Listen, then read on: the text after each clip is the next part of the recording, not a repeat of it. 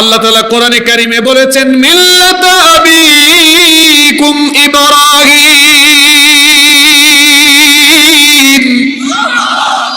তোমাদের জাতির পিতা হলেন ইব্রাহিম, তিনি হচ্ছেন খলিলুল্লাহ, আল্লাহর খলিল। সাইয়েদিনা ইব্রাহিম আলাইহিস সালামকে আল্লাহ তাআলা অনেক পরীক্ষা নিয়েছেন। তার মধ্যে একটা পরীক্ষা হলো আল্লাহ তাআলা তাকে আদেশ করেছিলেন, স্বপ্নে দেখিয়েছিলেন তিনি যেন তার সন্তানকে জবাই করেন। জোরে বলেন, তিনি যেন তার সন্তানকে কি করেন? এটা কি সোজা কথা? আমার আপনার স্বপ্ন আর নবীদের স্বপ্ন কি একরকম? আমাদের স্বপ্ন কত ফালতু স্বপ্ন হয়, আর নবীদের স্বপ্ন এটা শুধু স্বপ্ন নয়, নবীদের স্বপ্ন হলো আল্লাহর তরফ থেকে আসা ওয়াহী। সুবহানাল্লাহ।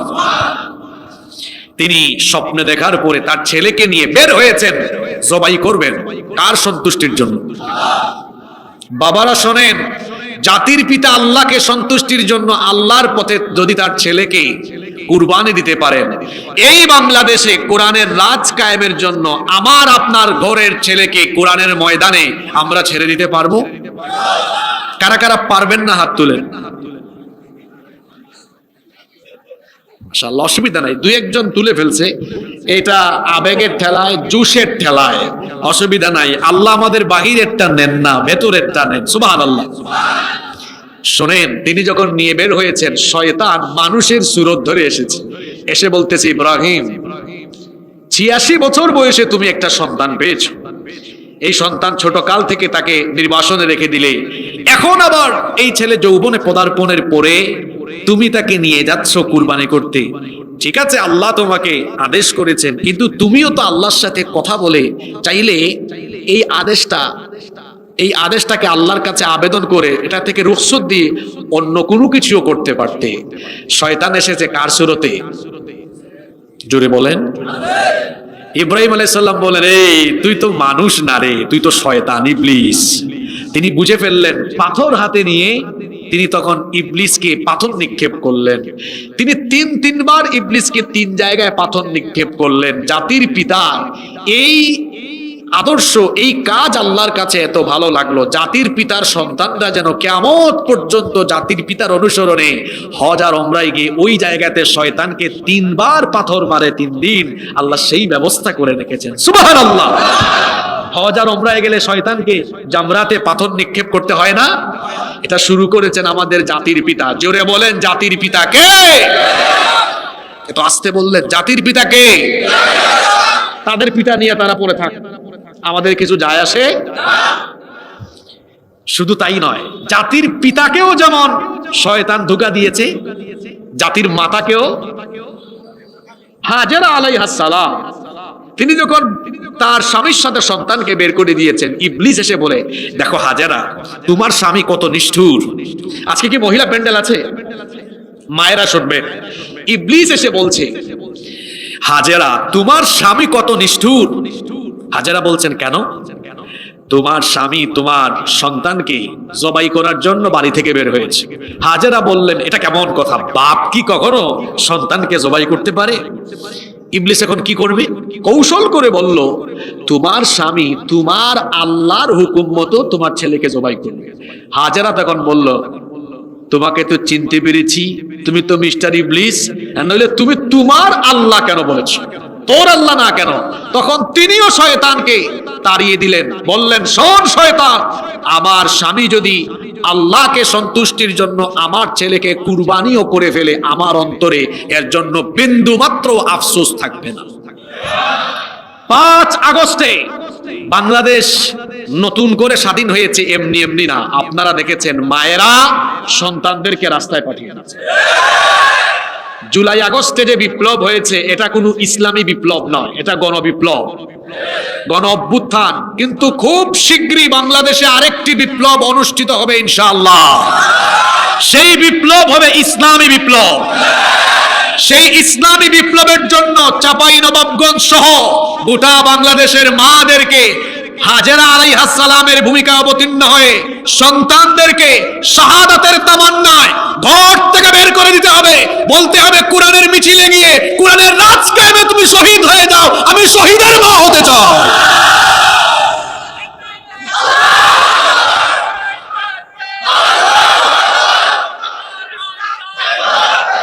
সম্মানিত ভাইয়েরা, এই চাঁপাইনবাবগঞ্জ, এই রাজশাহীর মাটি হলো শহীদদের ঘাঁটি। এখানে ইসলামী আন্দোলনের অনেক ভাইয়েরা আল্লাহর দ্বীন কায়েমের জন্য শহীদ হয়েছে। যে অঞ্চলে শহীদদের রক্ত ঝরেছে সেই অঞ্চলের 1 ইঞ্চি মাটিও ইসলাম বিরোধীদের কাছে যাবে না। প্রত্যেকটি ইঞ্চি ভূমির উপরে আল্লাহর কোরআনের রাজ কায়েম হবে ইনশাআল্লাহ। মহিলা প্যান্ডেলের মাদেরকে বলবো, হাজেরা আলাইহিস সালামের মতো আপনাদেরকে হতে হবে। আপনাদের সন্তানদেরকে কোরআনের রাজ কায়েমের জন্য শাহাদাতের তামান্না, শাহাদাতের স্বপ্ন দেখিয়ে ঘর থেকে বের করে দ্বীন কায়েমের লোকদের সাথে সাথী বানিয়ে ঘর থেকে বের করে দিতে হবে। পারবো ইনশাআল্লাহ? এটা আপনারা ইনশাআল্লাহ বলে লাভ নাই, মারা বলছেন হয়তো ইনশাআল্লাহ মনে মনে, তবে বাবারাও বলতে হবে। বাবাদেরকে হতে হবে ইব্রাহিম আলাইহিস সালাম, জাতির পিতার সন্তান। আমরা কি জাতির পিতার মতো হব না? জাতির পিতা যদি আল্লাহকে সন্তুষ্টির জন্য তার ছেলেকে জবাই করতে পারেন, তো আমরা জাতির পিতার সন্তানরা আল্লাহর জমিনে আল্লাহর দ্বীন কায়েমের জন্য আমরা কি আমাদের সন্তানদেরকে শাহাদাতের তামান্না, শাহাদাতের স্বপ্ন দেখাতে পারবো না? আল্লাহ কবুল করে। বলছিলাম যেন কার ক্ষমতার কথা। আপনারা তো চাঁপাইনবাবগঞ্জের মানুষ, সেখানে তো সবাই শিক্ষিত মানুষ, বসা ভদ্র মানুষ। রিপ্লাই করতে হবে, কষ্ট হচ্ছে না তো আপনাদের? তাহলে আমি কি মোনাজাত দিয়ে দিব? আমি তো আগেই বলেছি লম্বা সময় কথা হবে না, কিন্তু মনোযোগ থাকতে হবে। কার ক্ষমতার কথা বলছিলাম? এই শয়তানের ক্ষমতা, সে রক্ত কণিকায় ঢুকতে পারে, শিরায় ঢুকতে পারে, আবার বিভিন্ন সুরতও ধারণ করতে পারে। নেক সুরতে মানুষ শয়তানকে ঢুকাবে। কি সুরতে? নেক সুরতে শয়তান এসে আপনাকে বিভিন্ন সময় ধোঁকা দিতে পারে। এজন্য শয়তান এটা আমাদের প্রকাশ্য দুশ্মন। আর শয়তান যে আমাদের সাথে দুশ্মনী করবে, আমাদেরকে জাহান্নামী বানাবে, শয়তানই ওয়াদা করেছে কার সাথে? সেই ওয়াদা করার একটা ঘটনা কোরআনে আছে না? ঘটনাটা কি বলে ফেলবো? রব্বুল আলামিন যখন আমাদের সকলের বাবা আদম আলাইহিস সালামকে বানালেন, এরপরে ফেরেশতাদের সামনে আদম আলাইহিস সালামকে নিয়ে আসলেন। তারপরে বললেন, তোমরা সবাই আমার আদমকে সাজদা দাও। সবাই সাজদা দিল, ইল্লা ইবলিস। একজন সাজদা দেয় নাই, তার নাম হলো মিস্টার। জোরে বলেন, তার নাম হলো মিস্টার।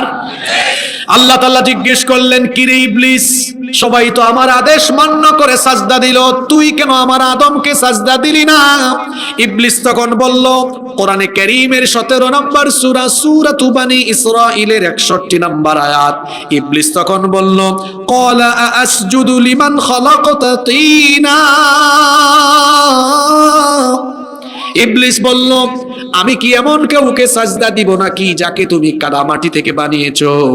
ইবলিস আরো বলেছিল, আল্লাহ তাআলা কোরআনে কারীমের 38 নম্বর সূরা সূরাতুস সাদের 76 নম্বর আয়াতের মধ্যে তুলে দিয়েছেন। সে আরো বলেছিল, ক্বালা আনা খায়রুম মিনহু খালাকতানি মিন নারিন ওয়া খালাকতাহু মিন তিন। সে বলেছিল, তুমি তাকে কাদামাটি থেকে বানিয়েছো আর আমাকে আগুন থেকে বানিয়েছো। আনা খায়রুম মিন, আমি তার চাইতে শ্রেষ্ঠ, সুতরাং আমি কেন তাকে সাজদা দিব? আল্লাহর আদেশ অমান্য করে অধ্যত্বপূর্ণ আচরণ আর অহংকারের কারণে আল্লাহ তাআলা ইবলিসকে তখন বললেন, ক্বালা ফাখরুজ মিনহা ফাইন্নাকা রাজিম। আল্লাহ বললেন, এক্ষুনি তুই আমার এই জান্নাত থেকে বের হয়ে যা।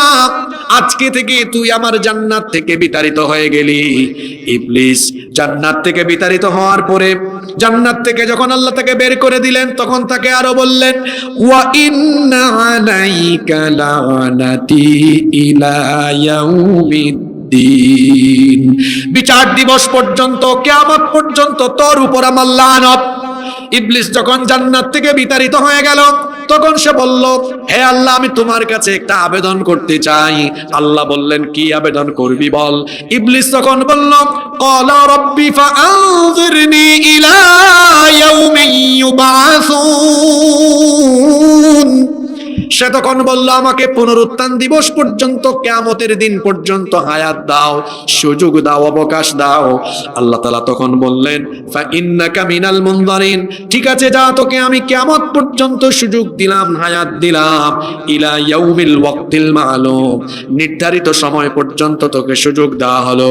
এই সুযোগ পেয়ে ইবলিস তখন আল্লাহ তাআলাকে বলল, ক্বালা ফাবিইজ্জাতিকা লাউযিয়ান্নাহুম আজমাইন, তোমার ইজ্জতের কসম, যে মানুষের কারণে তুমি আমাকে জান্নাত থেকে বের করে দিলে, এই মানুষগুলোকে ধোঁকা দিয়ে বিপদগামী করে জাহান্নামী বানানো, এটা হবে আমার প্রধান কাজ। এই ওয়াদা তার সাথে করলো। সে আরো বলল, কিভাবে আমি আমার সর্বনাশী হামলা চালাবো? সূরা আরাফের মধ্যে আল্লাহ বলছেন, ক্বালা ফাবিমা আগওয়াইতানি লাআকউদান্না লাহুম সিরাতাকাল মুস্তাকিম। সে তখন বলল, যে আদমের কারণে তুমি আমাকে জান্নাত থেকে বের করে দিয়েছ, এই আদম এবং তার বংশধরদেরকে সোজা পথে চলতে বাধা দেওয়া, এটা হবে আমার প্রধান কাজ। কিভাবে আমি তাদের উপরে আমার সর্বগ্রাসী ওয়াসওয়াসা দিয়ে তাদেরকে প্রতারিত করব? সে বলল, সুম্মা লাআতিয়ান্নাহুম মিন বাইনি আইদিহিম ওয়া মিন খালফিহিম ওয়া আন আইমানিহিম ওয়া আন শামাইলিহিম ওয়া লা তাজিদু আকসারাহুম শাকিরিন। সে বলল, আমি এই মানুষদেরকে সামন দিক থেকে, পিছন দিক থেকে, ডান দিক থেকে, বাম দিক থেকে, চতুর্দিক থেকে সর্বনাশী হামলা চালাবো। সর্বনাশী হামলা চালিয়ে এদেরকে আমি জাহান্নামমুখী করে দিব। তাহলে আমাদেরকে সর্বনাশী হামলা চালিয়ে চতুর্মুখী প্রতারণার জাল বিস্তার করে বিপদগামী করে জান্নাত থেকে দূরে রেখে জাহান্নামী বানানো, আল্লাহর সাথে এই ওয়াদাটা করলো কে? আসতে বলবেন না, জোরে বলেন, ওয়াদা করলো কে? এই শয়তান, এই ইবলিস আমাদেরকে জাহান্নামী বানাবে, এটা তার ওয়াদা। সেই আল্লাহ বলছেন, হে মানুষ, হে ঈমানদারেরা, এই শয়তানের পদাঙ্ক অনুসরণ করো না, কারণ ইন্নাহু লাকুম আদুউম মুবিন, সে হলো তোমাদের সবচাইতে বড় দুশমন। সবচাইতে বড় দুশমন কে? তার কর্মকাণ্ড শুরু হলো কিভাবে, এই শয়তান কিভাবে চক্রান্ত করে, কিভাবে শয়তান মানুষের উপরে তার প্রভাব বিস্তার করে। আজকে আমরা এগুলো কোরআন থেকে, হাদিস থেকে জানবো, পড়ি ইনশাআল্লাহ। এক নাম্বার, শয়তান যেভাবে চক্রান্ত করে মানুষকে বিপদগামী করে, যেভাবে মানুষের উপর তার প্রভাব বিস্তার করে, এক নম্বরে সে 24 ঘন্টা মানুষকে ওয়াসওয়াসা দিতে থাকে। কি দিতে থাকে? এই ওয়াসওয়াসা সে আরম্ভ করেছে কখন? আদম আলাইহিস সালামকে আল্লাহ তাআলা জান্নাতে ঢুকিয়েছেন যখন তার ওয়াসওয়াসা দেওয়ার কাজ শুরু করেছে, তখন আল্লাহ ইবলিসকে জান্নাত থেকে বের করে দিলেন। এরপরে আদমকে বললেন, ইয়া আদম উসকুন আনতা ওয়া যাওজুকাল জান্নাতা ওয়া কুলা মিনহা, হে আদম, তুমি আর তোমার স্ত্রী আমার জান্নাতের ভেতরে সানন্দে বসবাস করো, কিন্তু ওয়ালা তাকরাবা হাদিহিশ শাজারাতা ফাতাকুনা মিনাল যালিমিন, ওই গাছটির কাছে যেও না। আল্লাহ একটা গাছের কথা বললেন, ওই নিষিদ্ধ গাছের কাছে যেও না। সম্মানিত ভাইয়েরা, আল্লাহ তাআলা আদম আলাইহিস সালামকে জান্নাতে দিলেন আর ইবলিসকে জান্নাত থেকে বের করে দিলেন। ইবলিস জান্নাত থেকে বের হয়ে প্রথম ওয়াসওয়াসা দিল কাকে? আপনারা কি শুনতেছেন? মোনাজাত দিয়ে দিব নাকি? ওয়াদা দিল, প্রথম ওয়াসওয়াসা দিল কাকে? আল্লাহ বলছেন, ফাওয়াসওয়াসা লাহুমাশ শাইতান, শয়তান উভয়কে ধোঁকা দিল। উভয়কে? আদম এবং হাওয়া। এই ওয়াসওয়াসা দেওয়া কি শেষ না শুরু? শুরু হলো। এরপরে আমাদের উপর তার গুতাগুতি, ইনজেকশন, আমাদের উপরে তার প্রভাব কিভাবে বিস্তার করে, আমাদের জন্ম থেকে নিয়ে মৃত্যু পর্যন্ত দিবানিশি 24 ঘন্টা আমাদের উপরে সে প্রভাব বিস্তার করতে চায়। শুরু হয় কোথা থেকে? একেবারে জন্ম থেকে মৃত্যু পর্যন্ত, মিনাল বিদায়া ইলান নিহায়া, শুরু থেকে শেষ পর্যন্ত। বলবেন হুজুর কেমনে শুরু থেকে আরম্ভ করে? দেখেন, শয়তান আপনি জন্ম নেওয়ার পরেই আইসা খুঁচা মারে। বাচ্চা জন্মের পরে হাসে না কাঁদে? আপনাদের চাঁপাইনবাবগঞ্জে মনে হয় খিলখিলিয়ে হাসে। বাচ্চা জন্মের পরে, সন্তান জন্ম নিলে হাসে না কাঁদে? কেন কাঁদে? কেন কাঁদে? বুখারী এবং মুসলিম শরীফের হাদিস, একটা শিশু জন্ম নেওয়ার পরেই শয়তান তার 100 আরম্ভ করে আইসে গুতা মারে, খুঁচা মারে, ওই আঘাতে শিশু কষ্ট পেয়ে চিৎকার দিয়ে কান্না করে। বুখারী এবং মুসলিম শরীফে এই হাদিস বর্ণিত হয়েছে। হাদিসের বর্ণনাকারী সাহাবী হচ্ছেন আবু হুরায়রা রাদিয়াল্লাহু আনহু। তিনি বলেছেন, আমি আল্লাহর রাসূলকে বলতে শুনেছি, আল্লাহর নবী বলেছেন, মা মিন বানি আদম মাউলুদুন ইল্লা ইয়ামাসসুহুশ শাইতানু হিনা ইউলাদ। আল্লাহর নবী বলেছেন, এমন কোন বনি আদম নাই যাকে জন্মের পরে শয়তান জন্মের পরে যাকে সে খোঁচা মারে না। প্রত্যেকটি মানব সন্তানকে জন্মের পরে শয়তান এসে স্পর্শ করে, ফায়াস্তাহিল্লু সারিখাম মিন মাসসিশ শাইতানি গায়রা মারইয়ামা ওয়া ইবনাহা, কেবলমাত্র মারইয়াম আলাইহাস সালাম এবং তার ছেলে ঈসা রূহুল্লাহ, এই দুইজন ছাড়া সকলকেই শয়তান এসে স্পর্শ করেছিল বলে তখন প্রত্যেকটা শিশু জন্মের পরে চিৎকার দিয়ে দিয়ে কাঁদে। যেই দুইজনের কথা বললাম, এই দুইজনকে যিনি হেফাজত করেছেন তিনি কি? আল্লাহ তাআলা সূরা আলে ইমরানের মধ্যে বলেছেন, ওয়া ইন্নী উঈযুহা বিকা ওয়া যুররিয়াতাহা মিনাশ শাইতানির রাজীম। আমি মারইয়াম এবং তার বংশধর, তার সন্তানকে অভিশপ্ত বিতাড়িত শয়তান থেকে আশ্রয় দিয়েছি।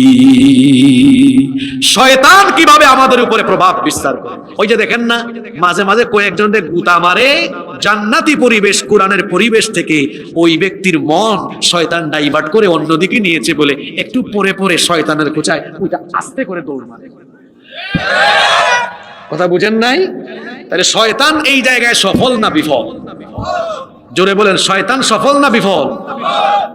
কেউ কেউ বাদাম খাইয়াও আছে, উঠবে না, আর কাউরে কাউরে শয়তান খুঁচা মাইরা দিছে, ইনজেকশন মাইরা শয়তান সফল হয়ে গেছে। এখন আপনি আমাকে বলেন, আমরা শয়তানকে বিজয়ী করব না শয়তানের উপর আমরা বিজয়ী হব? শয়তানের উপরে আমরা যদি বিজয়ী হতে চাই, তাহলে আজকে মোনাজাতের আগ পর্যন্ত আমরা এই কোরআনের পরিবেশে, এই জান্নাতি আয়োজনে আমরা থাকতে চাই কি চাই না? এই সমাবেশকে কি বলা হয়েছে? মাজালিসুল ইলম হিয়া রাউদাতুম মির রিয়াদিল জান্নাহ। যেখানে ইলমের মজলিস বসে। এটা কিসের মজলিস? ইলমের মজলিস। কিসের মজলিস? এখানে কি কথাবার্তা হচ্ছে? কোরআন সুন্নাহর জ্ঞানের বাহিরে কোনো কথা বলা হচ্ছে? এটা হচ্ছে মাজালিসুল ইলম, বলা হচ্ছে ইলমের মজলিস। এটা সাধারণ মজলিস নয়, এটা কোরআন সুন্নাহর মজলিস হওয়ার সুবাদে এটার আমবাগান নয়, এটা হয়ে গিয়েছে আল্লাহর কাছে জান্নাতের টুকরা, জান্নাতের বাগান। জান্নাত থেকে বের করে দিয়েছে কে? কার ওয়াসওয়াসায়? ইবলিস। তাহলে এই জান্নাতি আয়োজনে আপনি থাকেন, এটা বুঝি শয়তান চায় গো? কথা বলেন না কেন? একটু পরে দেখবো কারা উঠে। তাহলে বলছিলাম মানুষের উপরে শয়তান কিভাবে প্রভাব বিস্তার করে। আমি দুটো পয়েন্ট বলেছি। এক নাম্বার, সার্বক্ষণিক ধোঁকা দেয়, সার্বক্ষণিক। দুই নাম্বার, জন্মের পর থেকে তার খোঁচাখুচি শুরু। তিন নাম্বার পয়েন্ট, শয়তান কিভাবে আমাদের উপরে প্রভাব বিস্তার করে। আমাদেরকে তো আল্লাহ তার গোলামির জন্য সৃষ্টি করেছেন, আর এই গোলামির জন্য আল্লাহ তাআলা দৈনিক নমুনা হিসাবে নামাজ দিয়েছেন কয়বার? জোরে বলেন কয়বার? নামাজের মতো আল্লাহর গোলামির এত সুন্দর নমুনা অন্য কোন ইবাদতে আছে? ইবলিস আল্লাহকে সাজদা দেয় নাই কয়টা? এই তো আপনারা কথা বলছেন না। ইবলিস কয়টা সাজদা দেয় নাই? এক সাজদা না দিয়ে তার কয়টা ক্ষতি হয়েছে দেখেন। এক নাম্বার, সে হয়েছে অহংকারী। সে হয়েছে, বলুন হুজুর দলিল কোথায়? আল্লাহ বলেছেন আবা ওয়াস্তাকবার, সে অস্বীকারী হয়েছে। এক, অস্বীকারী। দুই, অহংকারী। তিন নাম্বার, ওয়া কানা মিনাল কাফিরিন, নাফরমান, কাফিরের অন্তর্ভুক্ত হয়েছে। চার নম্বরে সে জান্নাত থেকে বিতাড়িত হয়েছে। পাঁচ নম্বরে জাহান্নামী হয়েছে। এক সাজদা না দিয়ে ইবলিস এরকম পাঁচটি ক্ষতির সম্মুখীন হয়েছে। তাহলে চিন্তা করেন, দৈনিক 5 ওয়াক্তে এতগুলো সাজদা বাদ দিলে আমার আপনার পরিণতি কি হতে পারে? কথা কি মাথার ভিতরে যায় না উপর দিয়ে চলে যায়? এক সাজদা না দিয়ে ইবলিসের ক্ষতি হয়েছে কয়টা?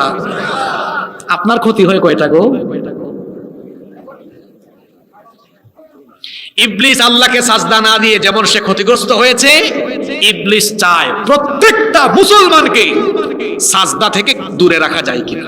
এজন্য ইবলিসে পরবর্তী পদক্ষেপ হলো মানুষকে নামাজ থেকে দূরে সরায়া রাখা। আমরা সাজদা দিলে ইবলিস এত কষ্ট পায়, ইবলিস সবচেয়ে বেশি কষ্ট পায় এবং সবচেয়ে বেশি কান্নাকাটি করে তখন মানুষ নামাজে সাজদা দেয় যখন। সুবহানাল্লাহ পড়বেন না? আপনারা ইবলিসকে হাসাতে চান না কাঁদাতে চান? জি। আর ইবলিস হাসে কখন? আপনি নামাজ ছেড়ে দেন তখন। আমার দেশে অনেক মানুষের নাম ইমান আলী, ফজর আলী। ফজর আলী কিন্তু ঘুম থেকে উঠে রাত 9টায়, সরি সকাল, নামের সাথে কামের কোনো নাম রাখছে রমজান আলী, কিন্তু রোজা নামের সাথে কাজের কোনো। অনেকের নাম খুকা, বয়স হয়ে গেছে 60, তাও খুকা মিয়া। কি বলে এরকম নাম আছে না? ফজর আলী এখানে আছে নাকি? ইমান আলী। নামাজ না থাকলে ইমান ঠিক থাকবে? শয়তান চায় আমাকে আপনাকে সাজদা থেকে দূরে রাখতে। শুনেন মুসলিম শরীফের হাদিস, আল্লাহর নবী বলেছেন, ইদা ক্বারা ইবনু আদম আস-সাজদাতা ফাসাজাদা, যখন বান্দা আল্লাহর কোরআনের সাজদার আয়াত পড়ে এরপরে আল্লাহকে সাজদা দেয়। দেখবেন রমজান মাসে তারাবিহের নামাজেও সাজদার আয়াত তেলাওয়াত হলে ইমাম সাহেব এবং মুসল্লিরা সাজদা দেয় কি দেয় না? নামাজে কিংবা যে কোনো সময়ে যখন বান্দা সাজদা দেয় তখন শয়তানের পরিস্থিতি কেমন হয়? আল্লাহর নবী বলেছেন, ইআতাজালা শাইতানু ইয়াবকি, ইবলিস তখন, শয়তান তখন কান্না করে করে করে করে এক পাশে চলে যায়। এরপরে সে বলে, ইয়া ওয়াইলি, হায় আফসোস, দুর্ভোগ, উমির ইবনু আদম বিসসুজুদি ফাসাজাদা ফালাহুল জান্নাহ, আদম সন্তানকে সাজদার আদেশ দেওয়া হলো আর সে এখন আমার সামনে সাজদা দিয়ে তার জন্য জান্নাত হাসিল করে ফেললো। সুবহানাল্লাহ। কিন্তু আমার জন্য আফসোস, ওয়া উমিরতু বিসসুজুদি ফাআবাইতু ফালিন্নার, আমাকেও সাজদার আদেশ দেওয়া হয়েছিল আর আমি অস্বীকার করে জাহান্নামী হয়েছি। তাহলে আমাকে আপনাকে সাজদা থেকে দূরে রাখতে পারলে সবচাইতে বেশি খুশি হয় কে? দৈনিক নামাজ আছে কয়বার? 5 বার নামাজ আদায় না করলে এই 5 বার গোলামি হয় কার? আর নামাজ আদায় করলে গোলামি হয় কার? টেক ইউর ডিসিশন, আপনার সিদ্ধান্ত নেন। আপনি প্রতিদিন শয়তানের গোলামি করে শয়তানকে খুশি করবেন না আল্লাহর গোলামি করে আল্লাহকে খুশি করবেন? নাও ডিসিশন ইজ ইউর, সিদ্ধান্ত আপনার। আমরা কাকে খুশি করব? আসতে বলবেন না, কাকে খুশি করব? আজ থেকে মৃত্যুর আগ পর্যন্ত জীবনেও 1 ওয়াক্ত নামাজ আর কাজা করব না, এই ওয়াদা কি করা যায়? কারা কারা রাজি আছেন দুহাত তুলে আল্লাহকে দেখা? ইনশাআল্লাহ। আল্লাহ সবার হাতগুলোকে কবুল করে। হাত নামান। তাহলে শয়তান চায় আমাদেরকে সাজদা থেকে, নামাজ থেকে কি করতে? এই অ্যাকশনটা কখন আরম্ভ হয় শুনেন, কিছুক্ষণ পরে অ্যাকশনটা আবার আরম্ভ হবে। কিছুক্ষণ পর বাড়িতে গিয়ে কি করবেন আপনারা? জোরে বলেন, কি করবেন? নাকি বাড়িতে গিয়েও বাদাম খাবেন? কি করবেন? ঘুমাবেন না? ঘুমানোর সময় শয়তানের কাজ আছে নাকি নাই? ঘুমানোর সময় শয়তান কি করে? মা বোনেরাও শোনেন, বুখারীর হাদিস, আল্লাহর নবী বলেছেন, ইয়াকিদুশ শাইতানু আলা কাফিয়াতি রাসি আহাদিকুম ইযা হুয়া নামা সালাসু ওয়াকাদ। আল্লাহর নবী বলেছেন, কোন ব্যক্তি যখন রাতের বেলা ঘুমায় শয়তান তার মাথার পিছন দিকে অর্থাৎ ঘাড়ের মধ্যে 3টা গিরা লাগায়। জোরে বলেন, কয়টা গিরা লাগায়? ইয়াদরিবু কুল্লা ওয়াকদাহ, প্রত্যেকটা গিরার মধ্যে সে প্রহার করে আর বলে, আলাইকা লাইলুম তাওয়িল ফারকুদ, তোমার জন্য রাত অনেক লম্বা, তুমি আরাম করে ঘুমাও। শয়তান আপনাকে ঘুম থেকে উঠতে দেয় না।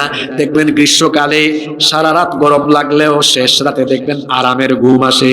আবার শীতের রাতে দেখবেন শেষ রাতে কম্বলটা আরো ভালো করে টেনে আর মুড়ি দিয়ে ঘুমাতে ইচ্ছে করে, ঠিক কিনা? শয়তান তখন কাছে এসে বলে, ঘুমা ঘুমা ঘুমা। মুয়াজ্জিন বলে, আস-সালাতু খায়রুম মিনান নাওম, ঘুমের চাইতে নামাজ উত্তম। আর শয়তান কানের কাছে এসে বলে, নামাজের চাইতে ঘুম উত্তম, তুই একটু আরাম করে ঘুমা। আল্লাহর নবী বলেছেন, ফা ইনিস্তাইকাযা ফাযাকারাল্লাহ, আল্লাহর কোন বান্দা যখন আল্লাহর নাম স্মরণ করে শয়তানকে মোকাবেলা করে ঘুম থেকে জাগ্রত হয়ে আল্লাহর নাম নেয়, ইনহাল্লা তাকদা, শয়তানের লাগানো 1 নাম্বার গিরা তখন ছুটে যায়। সুবহানাল্লাহ কইতে ইচ্ছে করে না? একটা ছুটে গেল, বাকি আছে কয়টা? বাকি দুইটাকে আপনি ছুটে আল্লাহ নবী বলেছেন ফা ইন তাওয়াদ্দা ইন হাল্লাত ওয়াকদা, এরপরে বান্দা যখন অলসতা ঝেড়ে বিছানা থেকে উঠে গিয়ে ওযু আদায় করে ফেলে তখন শয়তানের লাগানো 2 নাম্বার গিরাটাও ছুটে যায়। বাকি আছে কয়টা? ওইটা কখন ছুটে যায়? আল্লাহ নবী বলেছেন ফা ইন সাল্লা ইন হাল্লাত ওয়াকদা, এরপরে বান্দা যখন নামাজে দাঁড়িয়ে যায় শয়তানের লাগানো 3 নাম্বার গিরাটাও ছুটে যায়। এইভাবে করে আল্লাহর যে বান্দা শয়তানের 3টি গিরা ছুটিয়ে ফজরের নামাজ আদায় করে দিন শুরু করে, আল্লাহর নবী বলেছেন ফা আসবাহা নাশীতান তাইয়িবান নাফস, ওই ব্যক্তি পবিত্র অন্তর এবং খুশি মন নিয়ে তার দিন আরম্ভ করে। আর যে ব্যক্তি ফজরের নামাজ কাজা করে শয়তানের গোলামি করে শয়তানকে খুশি করে সকালবেলা ঘুম থেকে উঠে, আল্লাহর নবী বলেছেন ওয়া ইল্লা আসবাহা খাবিসান নাফসি কাসলান, ওই ব্যক্তি অপবিত্র অন্তর এবং অলস মন নিয়ে ঘুম থেকে উঠে। যে ব্যক্তি ফজর বাদ দিয়ে ঘুম থেকে উঠে, আল্লাহর নবী বলেছেন ওই ব্যক্তির অন্তর পবিত্র না অপবিত্র?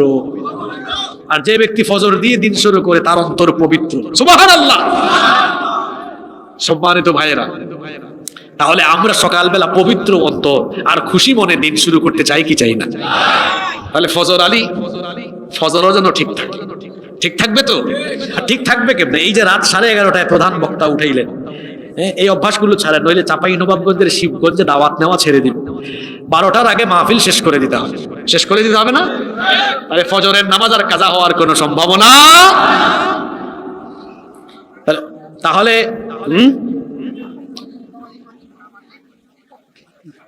বুঝি নাই গো ভাই।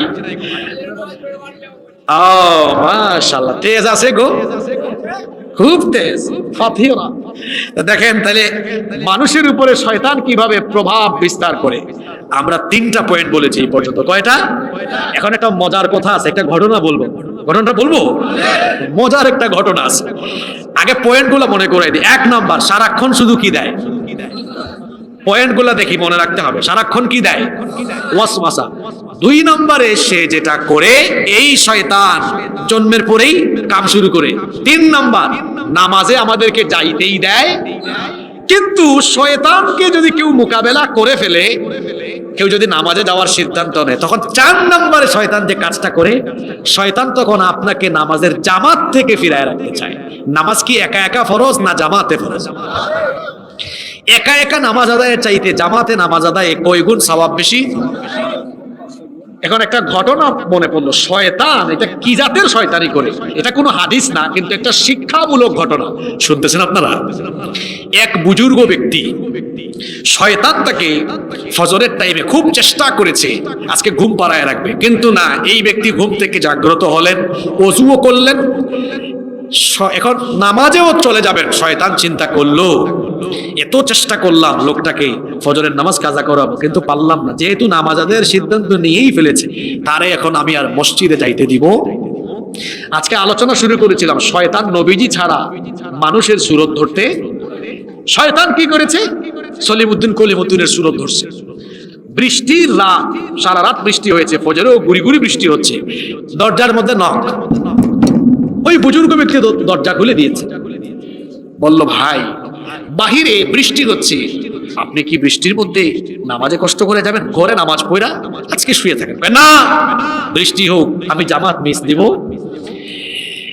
একজন ব্যক্তি যখন বাড়ি থেকে বের হয়ে মসজিদের উদ্দেশ্যে যায়, প্রতিটি কদমে কদমে, পাড়ায় পাড়ায়, পদক্ষেপে পদক্ষেপে আল্লাহ তার আমলনামায় সওয়াব দান করে দেন।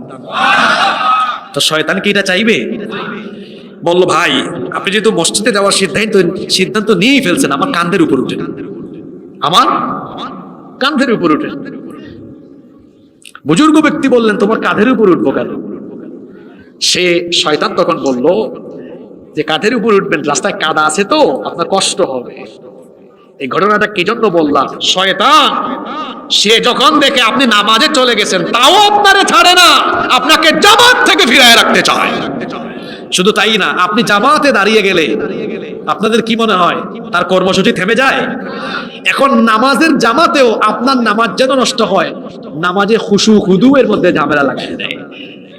নামাজে দাঁড়িয়েছেন, পুরুষ মানুষের দোকানের টেনশন, ব্যবসার টেনশন, চাকরির টেনশন ঢুকায় দেয়, আর নারীদের আলুর টেনশন, পেঁয়াজের টেনশন, সকালে কি রান্না করবে, দুপুরে কি রান্না করবে, এই টেনশন ঢুকায়া আমাদের নামাজকে তছনছ করে দেওয়ার চেষ্টা করে, যে তার নাম কি।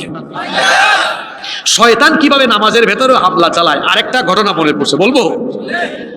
বাজারের মধ্যে একটা মসজিদ আছে, বাজার মসজিদ। এটা বাজার মসজিদের ইমাম সাহেব এশার নামাজে দাঁড়িয়েছেন। সালাম ফেরানোর পরে বললেন, সম্মানিত মুসল্লিবৃন্দ, আজকের নামাজ 3 রাকাত হলো না 4 রাকাত হলো বুঝতেছি না আমি। এক ব্যবসায়ী দাঁড়িয়ে বলল, হুজুর আমি 100% কনফার্ম আজকের নামাজ 3 রাকাত হয়েছে। ওই ব্যবসায়ীকে হুজুর বললেন, আপনি এত কনফার্ম কিভাবে হলেন? তখন ওই ব্যবসায়ী বললেন, বাজারে তো হুজুর আমার 4টা দোকান আছে, আমি এশার নামাজে আসলে প্রতিদিন প্রতি রাকাতে একটা একটা করে 4 রাকাতে 4টা দোকানের হিসাব আমি কমপ্লিট করি। প্রতিদিন আমি 4টা দোকানের হিসাব করতে পারি, আমার কোনো অসুবিধা হয় না। কিন্তু আজকে 3টার হিসাব শেষ করেছি, আরো একটা তো বাকি আছে, তার মানে আপনার নামাজও আরো 1 রাকাত বাকি আছে। ওই মুসল্লিকে নামাজে কি কে ধরেছে? জোরে বলেন। আপনাদের মসজিদেও দেখবেন কিছু লোক নামাজে দাঁড়াইয়া ফ্যান গুনে, লাইট গুনে, তারপরে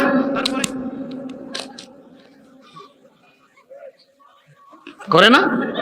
আল্লাহ নবী দেখলেন এক ব্যক্তি নামাজে দাড়ি নিয়ে খেলাধুলা করছে। নবীজি বললেন, লাউ খাশাআ কলবাহু লা খাশিআত জাওয়ারিহু, তার অন্তরে আল্লাহর ভয় থাকলে নামাজে দাঁড়িয়ে দাড়ি নিয়ে এরকম খেলাধুলা করতেন। আল্লাহু আকবার।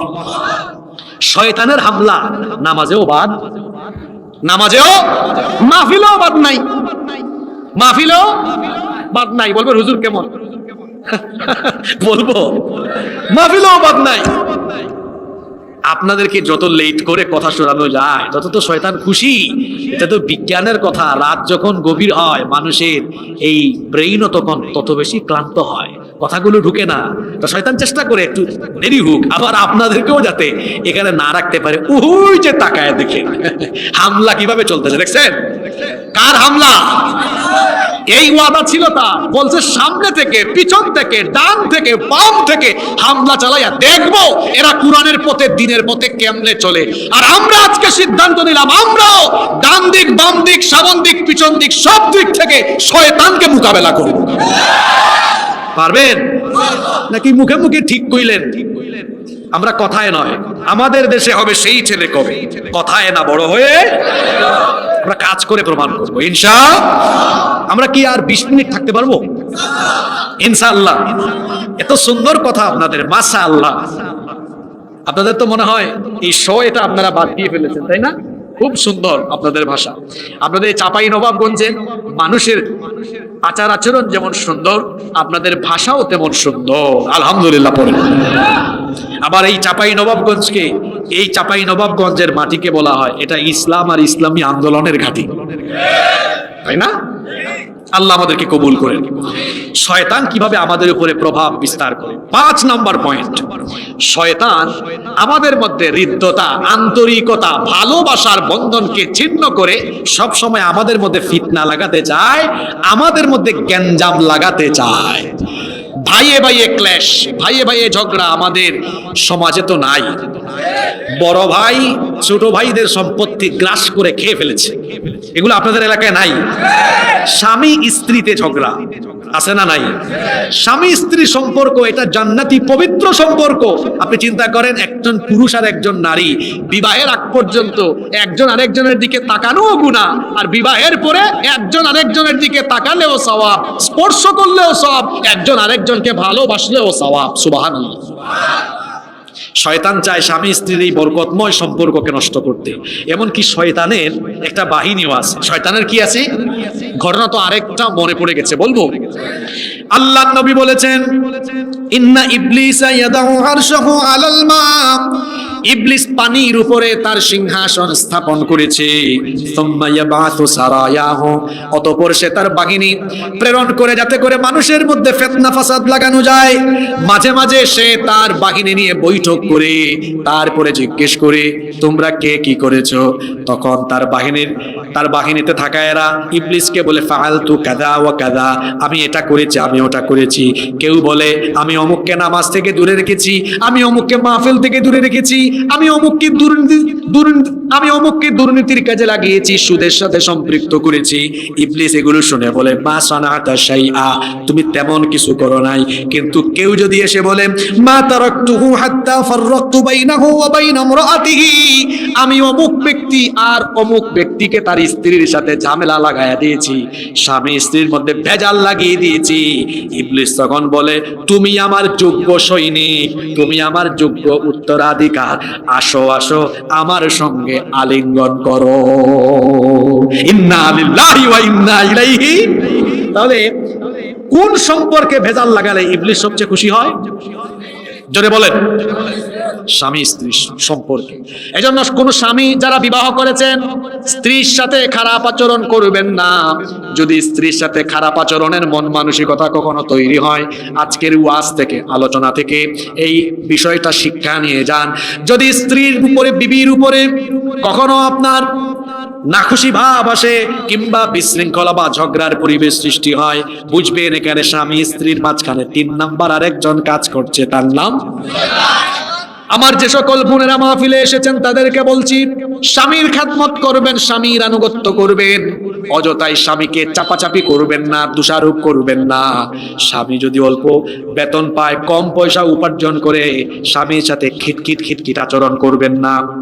কারণ বউয়ের খিটখিট আচরণের কারণে অনেক সৎ পথে চলা লোকেরাও, হালাল ইনকাম করা লোকেরাও বউয়ের চাপাচাপিতে হারাম পথে উপার্জন আরম্ভ করে দেয়। এজন্য খিটখিট করবেন না, মেজাজটাকে একটু স্বাভাবিক রাখেন, স্বামীকে ভালোবাসেন। যদি স্বামী স্ত্রীর মাঝে ভালোবাসা থাকে, টাকা পয়সা যদি ঘরে কমও থাকে, ভালোবাসার কারণে গোটা ঘরকে যিনি বরকত দিয়ে ভরে দিবেন তিনি কে? স্বামী স্ত্রী, ভাইয়ে ভাইয়ে, ভাই বোনে, আত্মীয় স্বজনে, এমনকি মুসলমানের দ্বন্দ্ব লাগায় দেওয়া, এটা কার কাজ? 6 নম্বর পয়েন্টটাই বলছি। ইবলিস চায় মুসলমানদের মধ্যে অনৈক্য হোক, মুসলমানরা একত্রিত না হোক, বিভেদ থাকুক। মুসলমানরা ঐক্যবদ্ধ হলে ইসলামের শক্তি বাড়বে না কমবে? আর ইসলামের শক্তি যদি বাড়ে, ইবলিস তখন খুশি হবে না বেজার হবে? জাবির বিন আব্দুল্লাহ রাদিয়াল্লাহু আনহু এই হাদিসের বর্ণনাকারী সাহাবী, হাদিসটি মুসলিম শরীফে বর্ণিত হয়েছে। তিনি বলেছেন, আল্লাহর নবী বলেছেন, ইন্নাশ শাইতানা ক্বাদ আইস, নিশ্চয়ই শয়তান হতাশ হয়ে গিয়েছে, নিরাশ হয়ে গিয়েছে। কেন হতাশ হয়েছে? আইয়াবুদাহুল মুসাল্লুনা ফি জাজিরাতিল আরাব, আরব উপদ্বীপে শয়তান মানুষকে আর তার গোলামি করাতে পারবে না, মূর্তি পূজা করাতে পারবে না। কারণ সেখানকার মানুষগুলোকে ঈমানের পথ দেখিয়েছেন মুহাম্মদ সাল্লাল্লাহু। এজন্য নবীজি বলেছেন, শয়তানের জন্য আরব নিয়ে হতাশ, কিন্তু একটা বিষয় নিয়ে সে হতাশার মাঝে নাই, আশার মাঝে আছে। সেটা কি? সেটা হলো ওয়ালাকিন ফিত তাহরিশি বাইনাহুম, তোমাদের মধ্যে অনৈক্য এবং বিচ্ছিন্নতা ঘটানোর ব্যাপারে শয়তানের আশা আছে না নাই? আচ্ছা, আমাদেরকে দিয়ে মূর্তি পূজা করানো শয়তানের জন্য সহজ না কঠিন? আপনারা জবাব দেন। আমাদেরকে দিয়ে মূর্তি পূজা করানো শয়তানের জন্য সহজ না কঠিন? কিন্তু আমাদের মধ্যে পারস্পরিক দ্বন্দ্ব লাগিয়ে আলাদা রাখা, এটা শয়তানের জন্য। আর আমরা যখন অনৈক্যে থাকবো, আমরা শক্তিশালী হতে পারবো। একটা লাঠি যদি আপনাদের হাতে দেওয়া হয়, এটা ভাঙা সহজ না কঠিন? আর যদি 100টা লাঠি দেওয়া হয়? আমরা যখন আলাদা আলাদা থাকবো, আমরা দুর্বল থাকবো। এই যে বাংলাদেশে এতগুলো ইসলামী দল আছে, সবগুলো ইসলামী দল যদি একত্রিত থাকতো, তাহলে এই স্বৈরাচাররা গত 15 বছর আলেম উলামাদেরকে নির্যাতন করতে পারতো। যখন কোরআনের পাখি শহীদ আল্লামা দেলওয়ার হোসেন সাঈদী রাহিমাহুল্লাহকে এরা আটকালো, যুদ্ধাপরাধ আর মানবতা বিরোধী নাটক মঞ্চস্থ করে তারা আল্লামা সাঈদীকে জনবিচ্ছিন্ন করতে চেয়েছিল। কিন্তু কপালপুরা তারা আল্লামা সাঈদীকে এবং ইসলামপন্থীদেরকে এদেশের মানুষ থেকে বিচ্ছিন্ন করতে যে তারা নিজেরাই জনবিচ্ছিন্ন হয়ে তাদের মামু বাড়ি দিল্লিতে পালিয়েছে। আল্লামা সাঈদীকে যখন তারা ধরেছিল, তখন যদি এদেশের সব ইসলামী দলের আলেম উলামারা একত্রিত হয়ে তখন যদি সবাই সম্মিলিত প্রতিবাদ করতেন, পরবর্তী পর্যায়ে যে এত আলেমকে কারাগারে নেওয়া হয়েছে, আয়না ঘরে নেওয়া হয়েছে, গুম করা হয়েছে, হাতে হাতকড়া পরানো হয়েছে, যদি আল্লামা সাঈদীকে গ্রেফতারের পরে কওমি, আলিয়া, হেফাজত, জামাত, চরমুনাই, খেলাফত, জমিয়ত সবাই একত্রিত হয়ে প্রতিবাদ করতেন, গত 15 বছরে একজন আলেমের হাতে হাতকড়া পরানোর সাহস তারা পেত না। এখান থেকে শিক্ষা নেন, সামনে আর গুতাগুতি কিলাকিলি করা যাবে না। কওমি, আলিয়া, হেফাজত, জামাত, চরমুনাই, খেলাফত, জমিয়ত, আমরা নিজেদের মধ্যে আর কোন প্রকার বিরোধ এবং অনৈক্যে আমরা থাকবো না। আমাদের এই অনৈক্যের দেয়ালকে ভেঙে চুরে টুকরা টুকরা চূর্ণ বিচূর্ণ করে দিয়ে আমরা সবাই ঐক্যবদ্ধ হয়ে এক টেবিলে উদার মন নিয়ে বসে যাব ইনশাআল্লাহ। বাংলাদেশের আলেম ওলামাদেরকে, ইসলামী দলগুলোকে আপনারা এক টেবিলে দেখতে চান কি চান না? আওয়ামী লীগ ক্ষমতার জন্য 14 দল নিয়ে জোট করতে পারে, বিএনপি ক্ষমতার জন্য 20 দল নিয়ে জোট করতে পারে, তো আমরা কি আলেম ওলামারা সামান্য সামান্য বিষয় যেগুলো আমাদের মতো পার্থক্য আছে, আমরা এগুলোকে এক জায়গাতে রেখে, হতে পারে আপনার দল আর আমার দলের মধ্যে বিভেদ আছে 3, 4, 5, 10টা বিষয়ের, আচ্ছা 10টা যদি অমিল থাকে, মিল আছে কয়টা? কথা বলেন না কেন? আমি আপনার সাথে 49টা বিষয়ের অমিল রেখেও ঐক্য করতে রাজি, কারণ আপনার সাথে আমার 51টা বিষয়ের মিল আছে। কথা বুঝতে পারেন নাই? তাহলে আমরা যদি এভাবে সবাই কোরআনের রাজ কায়েমে, আল্লাহর দ্বীন কায়েমের বিষয়টাকে সামনে রেখে এই উদ্দেশ্যে সবাই ঐক্যবদ্ধ হয়ে যায়, এই বাংলাদেশের মানুষ আরেকটি বিপ্লব ঘটিয়ে সামনে এই বাংলাদেশের নেতৃত্ব আলেমদের হাতে সুপর্দ করবে। আমরা এটা চাই কি চাই না? আগামীর সংসদ আমরা চাই এটা হবে ইসলামের সংসদ, আগামীর সংসদ আমরা চাই এটা হবে কোরআনের সংসদ। আল্লাহ কবুল করেন।